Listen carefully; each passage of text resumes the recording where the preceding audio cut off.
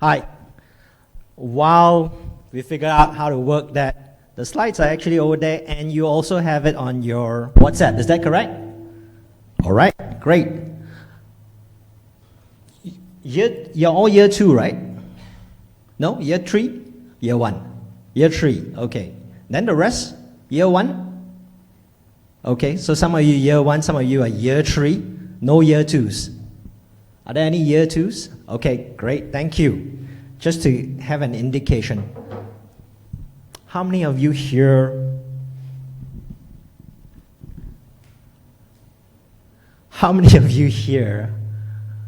have an entrepreneur in your family? 1, 2? Nope. So the rest of you, 3? Okay. So the rest of you, I assume that your families are people working in the corporate sector? Would that be correct? So corporate sector, family work, family members. How many of you? Show of hands. Then the rest, no need to work. Inherited wealth. Okay, very good. That's even better. What happens if I speak like this without the mic? Can you hear me behind? All right, great. I'm just getting a lot of echo, so I'm just wondering whether it upsets you. If it doesn't, then I'll just go on. Right, so let me tell you a bit about me. So my life has gone through 3 steps where I started out in corporate, and then I got hired to run companies, not just one, right? And then I finally became an entrepreneur. So I started my entrepreneurship journey very late, at 46 years old, right? So usually, what do you think is the average age of entrepreneurs? So is it 20-something? If you think it's 20-something, give me a show of hands. 30-something, show of hands. All right, 20-something, yes. 30-something? Okay, more people with hands up. 40-something. Okay, so this is an interesting study done in the US. They found that the average age of a successful entrepreneur is actually 49 years old, which was very interesting. So when I started at 46, then I realized that, okay lah, maybe I got hope, right? And I'm not too late, right? So that gave me hope. But along the way, that journey has been very interesting. So originally, my first job was working at what was then the Apple distributor for Malaysia, Singapore.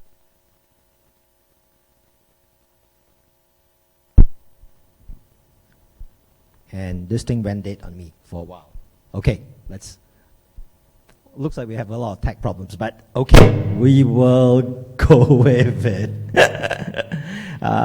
This was me just a few years ago, right? So that was from the days when I started my business that year was 2016. So what we did was we built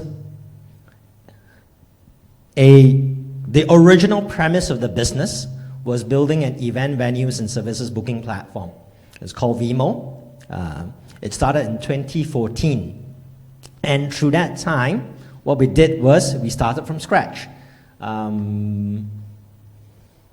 many of you are familiar with the term bootstrap? Anyone who knows the term bootstrap?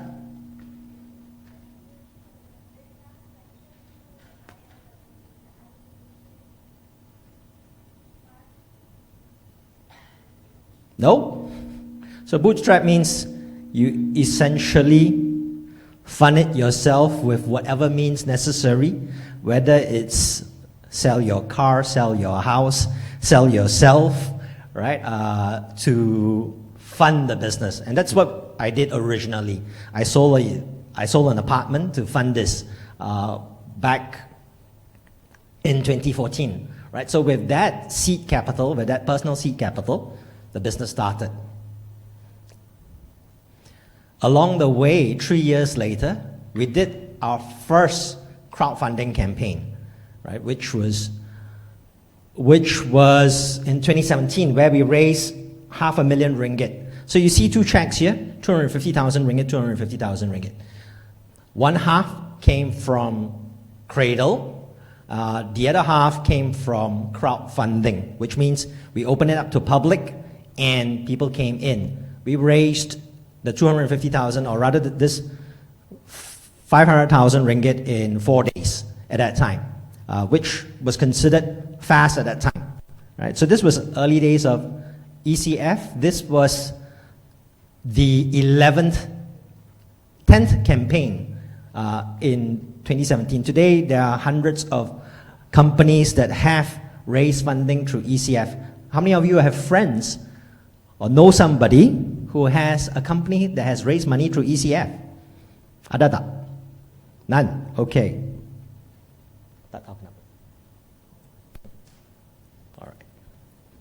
All right. So let's go on to what it takes to be an entrepreneur. All right? The mind of an entrepreneur. I think there's many questions that you can ask, but here are 6 critical questions. And I think if I distill it down, these are the 6 most important questions for me to ask myself whenever I engage into something new. Is there a problem? Oh, okay, finally. Is there a problem that needs fixing?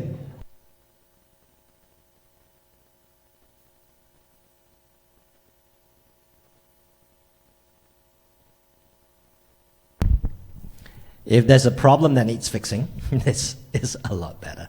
If there's a problem that needs fixing and you think you're the person to solve it, then, okay, that's question number 1 answered.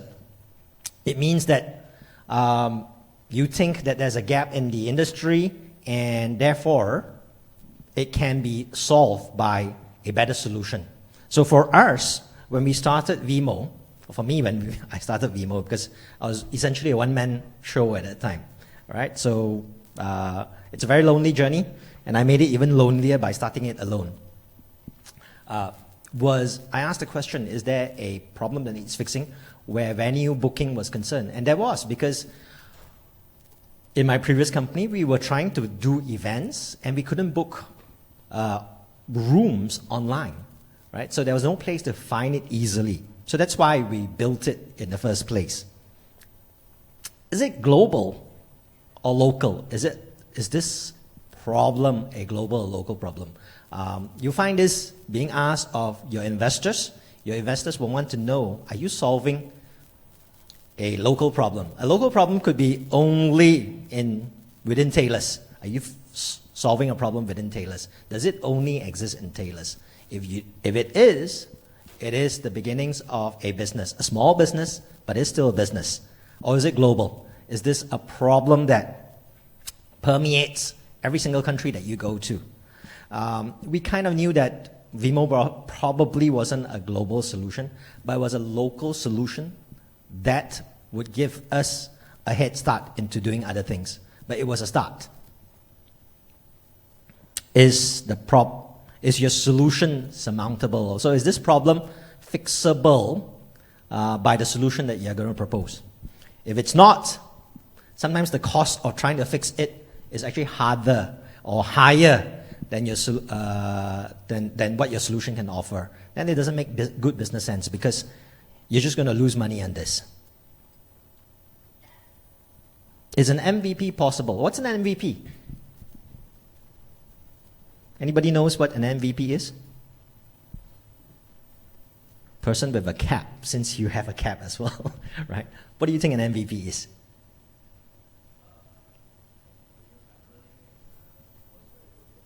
Most valuable person. You're not wrong. In a game context, most valuable player, right? So your Michael Jordans would be most valuable player, or even GOAT, right? But in this case, in a business setting, it is a minimum viable product. It means that you want to build something that people would use for the lowest cost solution, right? So the picture shows that here is that, yeah, a transport solution is a car, but the cheapest solution that somebody would use would be a skateboard. And if he cannot balance himself on a skateboard, then the next thing would be a bicycle. right? So, and then you move forward from there. So sometimes thinking of a minimum viable product is actually an art in itself or a challenge in itself. When we built Vimo, I actually took the mistakes that I learned from my previous startup. In our previous startup, we had very good investments into that company. I was running a company. I raised monies for that company. It wasn't mine. I was an employee then. I say I was a hired gun, right? People would hire me to run their companies for them. So we raised money for that we raised monies for that company. We started it because we had a lot of cash.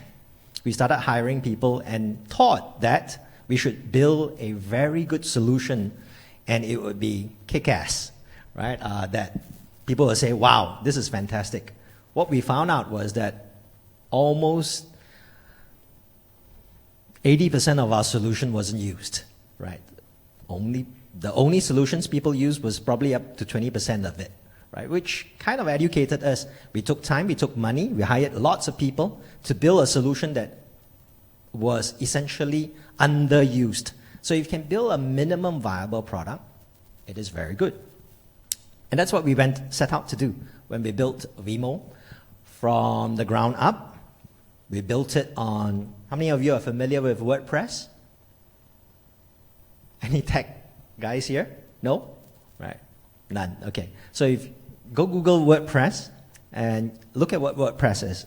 WordPress is essentially understood as a blogging tool, but it's way more than that, right? So if you know what you can do with it, it is actually very, very powerful.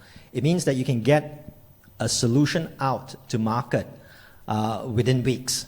So to give you a comparison, the previous company I was with before I started Vimo, we took almost half a year to build a solution. We got our solution out on WordPress in 2 weeks, right? So that's the big difference. 2 weeks, again 6 months, you have 5.5 extra months to figure out what works, what doesn't work. In a business setting, that extra time is worth a lot of money. What are the unit economics, finally? What are unit economics? It means that whatever you do, for example, to acquire your customer, does it make sense? If your cost of acquiring a customer is 1,000 ringgit, but what you get back is 100 ringgit, there is a mismatch of your unit economics. Understandable that when you start your business, your cost of acquiring customers will be high.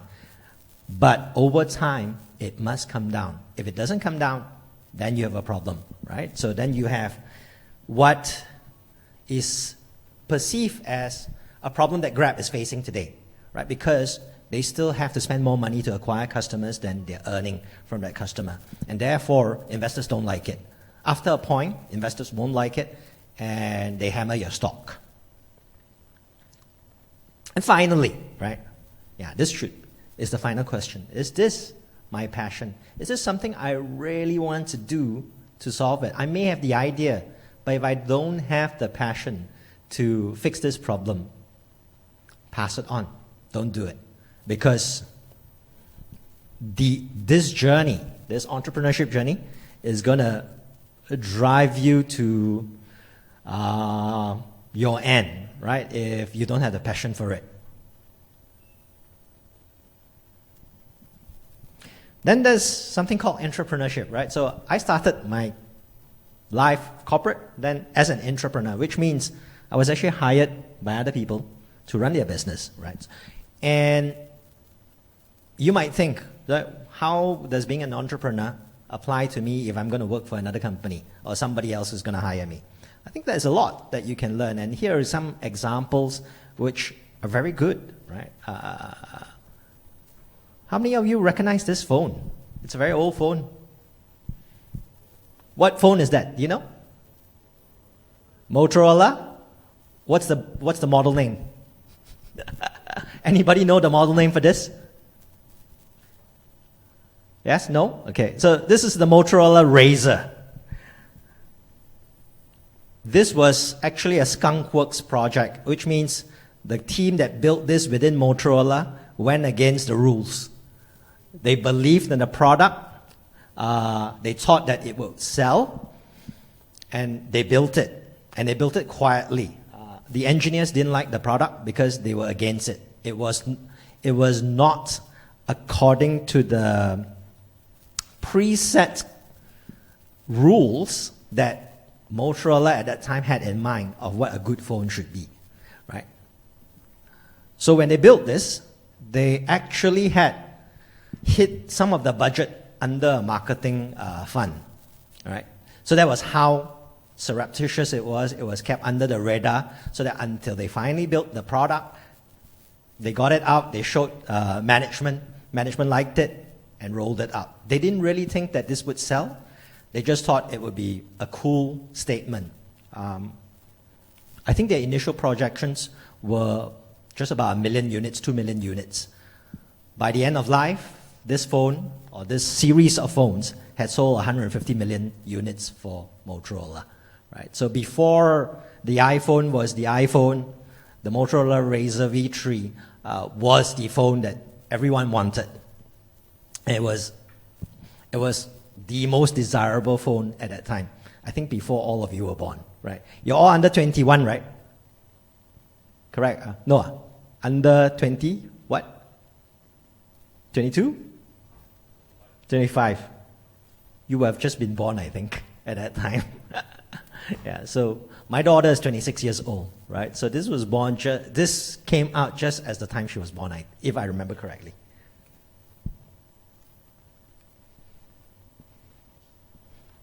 Have you heard of this term, 20% project? Anyone has heard of this term? No? Okay. It was actually enshrined in the early days of Google, right? Within Google, you were allowed to allot 20% of your time to work on side projects. One of those side projects is something called Google Mail, right? So it was a side project. It was not your first. It was not a top priority project. The engineers worked on this on their spare time, right? And then they came out with Google Mail, right? Which is not a bad side hustle project. So within an organization, if the organization structures it, you'll find that entrepreneurs or intrapreneurs would have a room to grow, right? And come up with new ideas. In fact, I think this would be a place where innovation happens. So typically with entrepreneurs, you make things fast, you break it fast. If it doesn't work, you junk it, you work on the next thing, right? And that's what Google did in the early years before they got so big. They actually encouraged this to come out with new innovations. Google Mail is one of it. There's another project called Google AdSense. Google AdSense today accounts for, I think, something like 15%, 20% of your total revenue. Right? So with these solutions, it became a very viable product, right? From something very minimum, something very done on a side project, it became actually an essential part of the business. Recognize this company? Got it? Nobody? Yeah. I'll buy you coffee if you can figure this. You can tell me what this company is.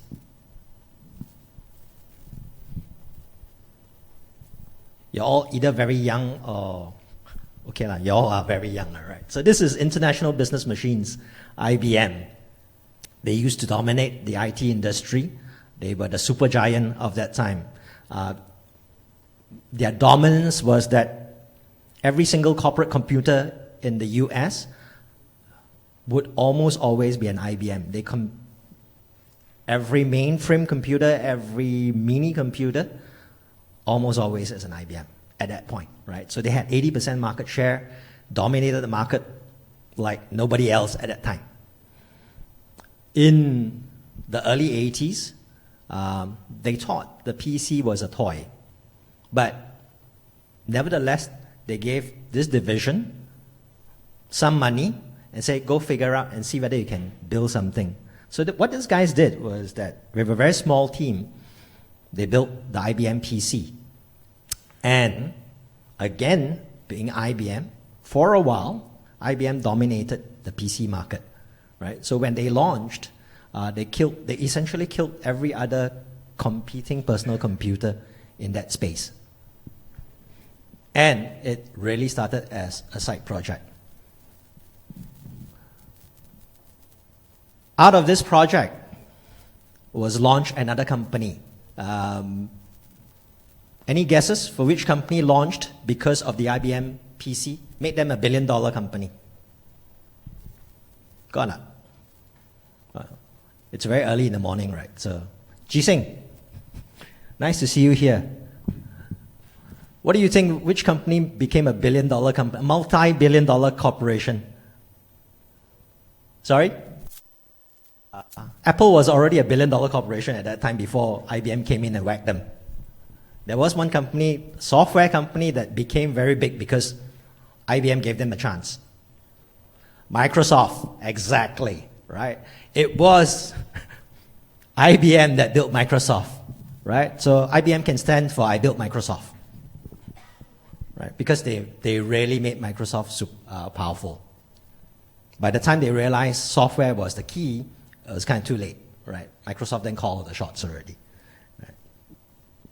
My favorite company, the company that I used to work for, built a computer called the Macintosh, right? Some of you are on Macs. The Macintosh was started out also as a side project within Apple. Basically, they wanted Steve Jobs not to cause trouble within the company. So they said, we'll give you money, you're going to start another project. Then he built the Macintosh, right, with a relatively small team again. And the Macintosh is today. How many of you are Mac users here? I see a few Apples. The rest of you are on Windows, right? Yeah.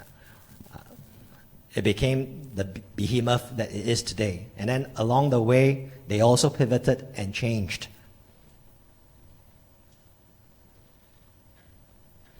So I think this is in your slides. I've got a few more minutes only, but I'll give you this quick slide because this served as a canvas for me to use when I was building my startup, right?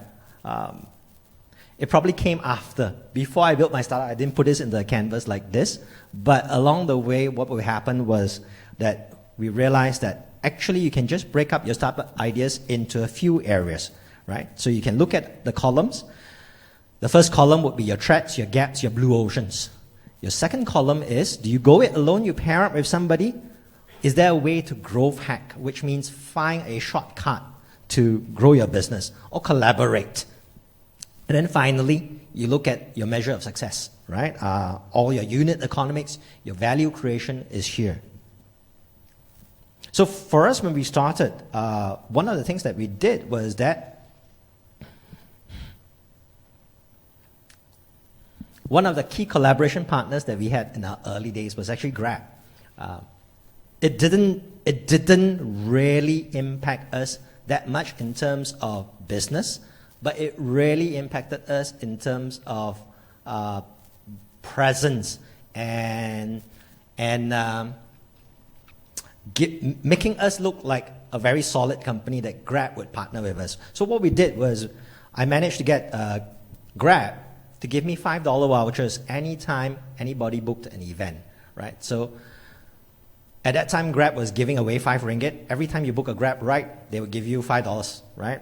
So I had a voucher, right? I had a code, which anybody who booked an event on Vimo would then be a recipient of this voucher. So if you're planning a wedding, a birthday party, Grab, if you use this code, you get 5 ringgit discount, which was good, right? Because at that time, Grab prices were cheap, and then with 5 ringgit on top of it, you get an even better discount.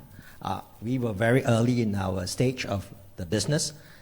It made us look like a very viable business because Grab was willing to partner with us. So sometimes collaboration is not because you actually want to get a deal out of it, but because it just makes you look bigger than you actually are. At that time, when we did this, we were at that point a 3-man company. So it just gives you an idea that it then allows you to escalate your presence and your brand. I don't have time to go into these details, but Essentially, what we did was that if you look at this, it looks all like numbers, right? It is all numbers. We were measuring every single thing that was happening on the website. Anytime anybody clicked any button, we wanted to see where the response was, what was the outcome of it. Initially, we can see the conversion rate, the form to inquiry ratio was very low at 15.2%. By December the next year, it had already increased to 98.5%, right? It meant that also our cost of acquiring customers reduced significantly as we progress. So we went from $400 for our first customer, 400 ringgit for our first customer to acquire him, to by 2019, it was less than 1 ringgit to acquire a paying customer. And each paying customer would pay us on average about 10,000 ringgit. Right? So that is what you do when you say, okay, I look at cost of acquisition, does it make sense? This made sense. Along the way, something happened, right? So in the valuation of the company grew, right? So it went from 0 to 3 million to 20 million by 2020. But of course, we know what happened in 2020, right? The lockdown happened, and we had to grow or die. In 2019, we had already started planning. We already knew that our event venue service business cannot scale to the point which it becomes a $100 million business or $200 million business. It won't, right? So we needed to look at building an ecosystem with the customers we already had on our platform. One is we either offer them more services, or if there was an opportunity, acquire companies that are already in that space.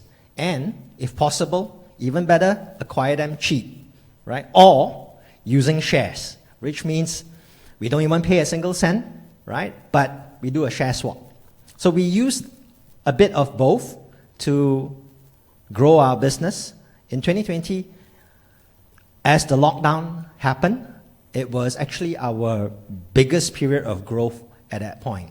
One of the things that we had that grew that business was an alcohol on-demand business that we had purchased in December 2019, just a few months before the lockdown, right? So when the lockdown happened, one of the key products that people bought was alcohol, because you cannot go out to drink. You can only drink at home. People bought it, right? And to give you an idea of that escalation of growth, in 3 months, we did a year's worth of business, right? So that's how big that business grew in 2020. So this is the company today. Like I said, we grew through acquisition. We grew through arrangement where, based on this roadmap, this idea that we had, what are the solutions that would fit? What are the companies that would fit into this plan? So today we have an ecosystem of companies that provide almost A to Z of everything a retail company or an F&B company needs. In fact, one part of it is our working capital financing business, right? So working capital financing business is essentially a very good word to use to say money lending, right? It is a money lending business, right? It comes with a money lending license, and we have used that to help our customers who are in need of cash flow assistance to grow their business or tide them through difficult times. So that is how sometimes we look at the journey. So if your journey is that you're just building one company and stop there, might not be enough. It's like F&B, right? If you're building one restaurant or one cafe, you say, I only want to open 2 cafes.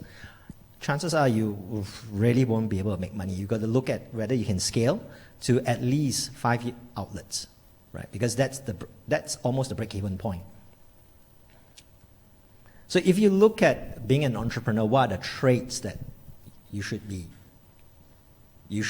have or look towards building? Is number 1, it's not the end all and be all, but it's a good indicator. It's number 1, you've got to be curious. If you're curious at problems in the market, right, or things, then you'll always be figuring out, can I think of something better to do? Can I invent something, or can I do it better? It may be the first step to something else, but can I even begin with something simple to fix this? So that's curiosity, trait number one. Trait number two is a will to win, right? Because if you don't have a desire to win, you're going to say, okay lah, never mind lah, it's all right lah, right? It's never all right. We're always figuring out how can we win around this, right? What are the ways for us to win? It might not be the direct approach. Can I flank it? Can I go from the side? Can I go from the top? Can I go from the bottom? Right? Is there a way for me to get through this? You have to have that. And finally, right, is the trait of doggedness. It means never giving up. Right? And this is perhaps the trait that I think is most important in an entrepreneur, in somebody who's building a business, because you can't go halfway and then say, I give up, right? You have to go on, right? Maybe this current path is not the way to go, but can I pursue this further but change a bit?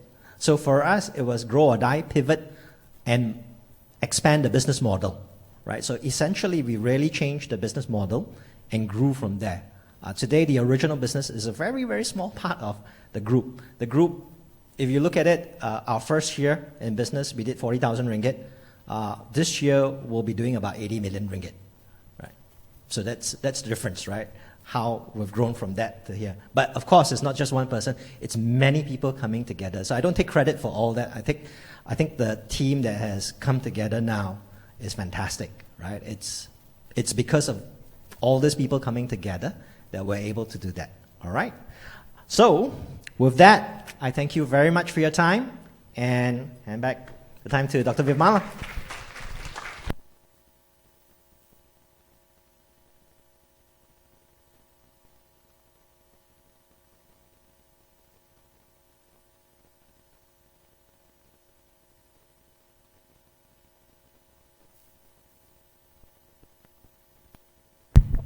How many of you here